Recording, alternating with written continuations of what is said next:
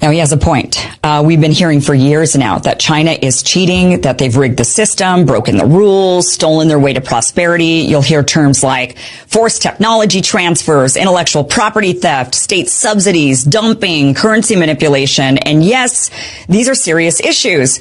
But if we really want to understand what happened over the last 30 years, why America lost millions of good-paying jobs, why our infrastructure is collapsing, why theirs is rising, why China now leads the world in manufacturing, EVs, and high-speed rail, we need to look past the slogans and ask the uncomfortable question, is China really cheating, or did our own elites simply sell us out? For years, foreign companies wanting to access to the Chinese market had to partner with Chinese firms and share their proprietary technology. That's called a forced technology transfer.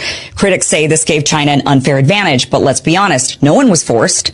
Western firms wanted a slice of the biggest market on earth. They willingly traded tech for profits. And China said, we'll let you in, but you have to teach us how to build. And we said, yes, over and over and over again, because our CEOs weren't thinking 20 years ahead. They were thinking about their next quarterly earnings call. Yes, there's IP theft, there's hacking, there's state support, but let's not pretend we're innocent. The U.S. runs its own espionage operations. We've interfered in governments around the world. And when it comes to subsidies, the U.S. subsidizes agriculture, defense, oil and gas, Wall Street bailouts, and now tech firms under the CHIPS Act.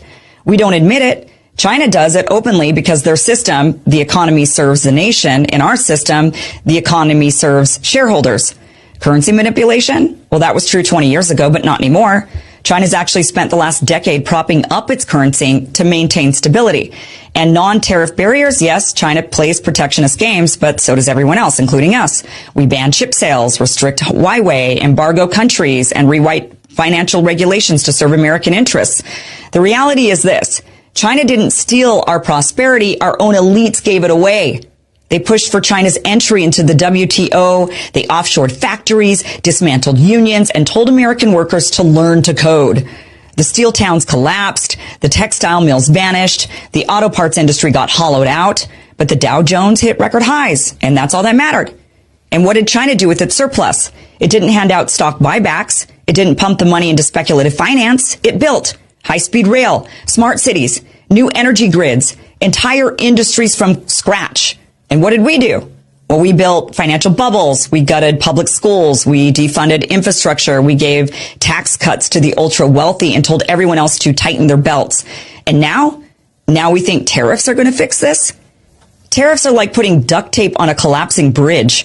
They raise prices, disrupt supply chains, and they invite retaliation. They don't build new factories. They don't create a workforce. They don't fix our broken system. At best, they're a pause button.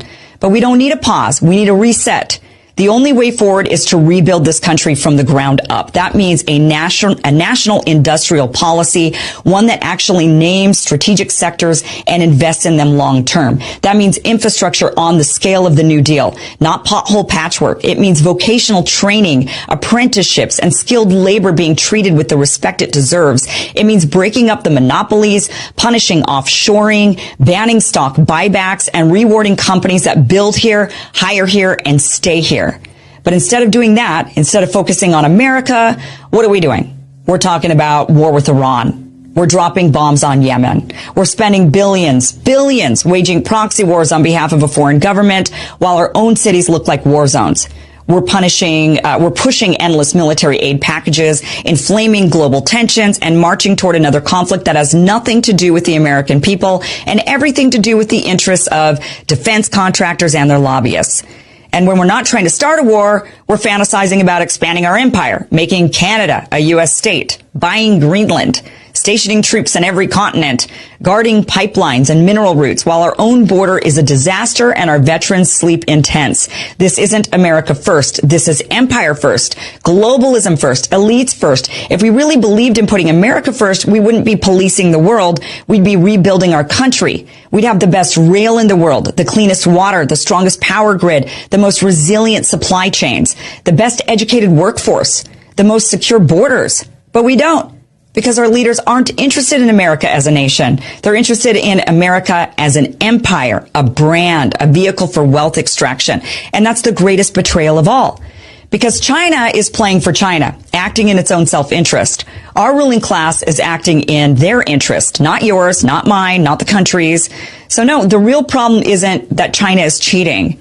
The real problem is we've been lied to by the people who sold us a dream they never believed in, who hollowed out our middle class, who told us it was normal to work 3 jobs and still be broke, who mocked the idea of rebuilding this country while cashing checks from companies that sent your job to another continent. They handed China the blueprints. They signed the deals. They wrote the trade laws. And now they want to blame the people who took advantage of the opportunity they created? No, that's not cheating. That's smart. Ruthless, yes. Strategic, absolutely. But we should be taking notes, not throwing tantrums. If we want to win again, we don't need more sanctions. We need more engineers.